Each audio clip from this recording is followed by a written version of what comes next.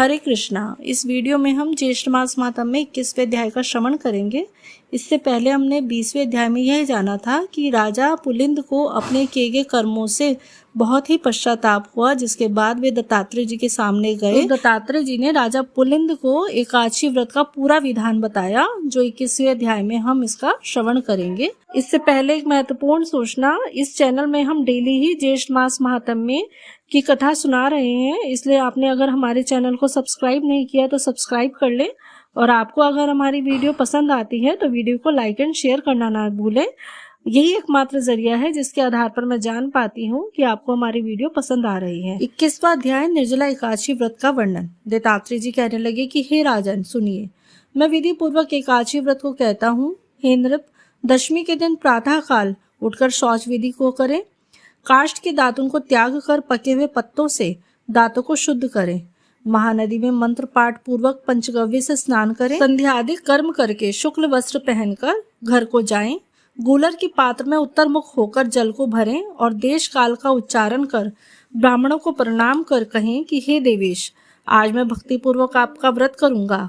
हे राजन, दशमी के दिन दूसरे के घर का अन्न, 2 बार भोजन, मांस, शौर तथा शरीर में तेल लगाना वर्जित है। हे राजन, हविष्यान के अतिरिक्त और सभी पदार्थ अमिष कहे गए हैं, अर्थात ना खाने योग्य कहे गए हैं। अतः दशमी के दिन प्रत्यय से थोड़ा सा ही हविष्यान्न का भोजन करें। रात्रि में कथा श्रवण द्वारा जागरण करें। पश्चात सूर्योदय होने पर निर्मल जल से स्नान करें। पूजा गृह में आकर संध्यादि नित्य कर्म को करें। एकादशी के दिन चित्त में किसी भी प्रकार का विकार उत्पन्न नहीं होना चाहिए तथा प्राकृत विषयों में मन को न लगाएं और सहस्त्र नाम का पाठ करके तुलसी दल से विष्णु भगवान का पूजन करें तथा पुरुष सूक्त और पवमान मंत्रों से जनार्दन भगवान का अभिषेक करें।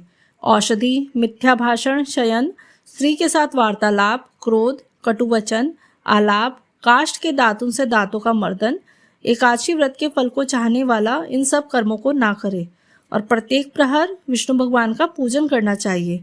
इसी तरह गाना बाजा बजाते हुए सारा दिन व रात व्यतीत कर देना चाहिए और उत्सव आदि मनाएं। दूसरे दिन प्रातःकाल जितनी द्वादशी हो उस शेष द्वादशी में भक्तियुक्त चित्त में पारण करें। पारण न करने से पुण्य की हानि अवश्य होगी, इसीलिए सर्व प्रयत्न से द्वादशी में पारण करना शुभदायक होता है।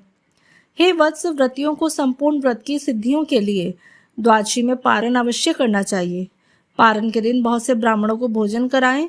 जो असमर्थ हो उनको 12 ब्राह्मणों को ही भोजन करा देना चाहिए। पूजन सामग्री से पूजन कर तपस्वियों को भोजन करा देना चाहिए। तृप्तित पर्यंत शर्करा युक्त पायस का भोजन कराएं और श्रेष्ठ ब्राह्मणों को मौन पूर्वक भोजन कराकर स्वयं भोजन कर लें।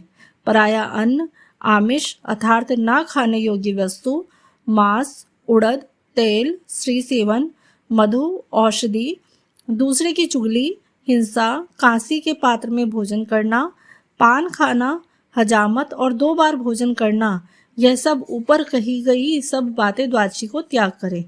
सब व्रतों में यह उत्तम व्रत 3 दिनों में साध्य होता है। हे नृपश्रेष्ठ, एकादशी के दिन भोजन नहीं करना चाहिए और अन्न का तो सर्वथा त्याग कर देना चाहिए। एकादशी के दिन तो भोजन को नहीं करना चाहिए तथा अन्न को भी सर्वथा त्याग कर देना चाहिए। एकादशी को अन्न खाने से नरक में जाते हैं।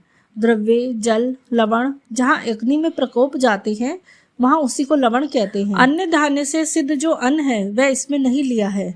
जो मोहवश एकादशी के पारण समय पर्याप्त द्वादशी को धान्य का भोजन करते हैं सो चंद्रायण व्रत करके पाप से मुक्त होते हैं।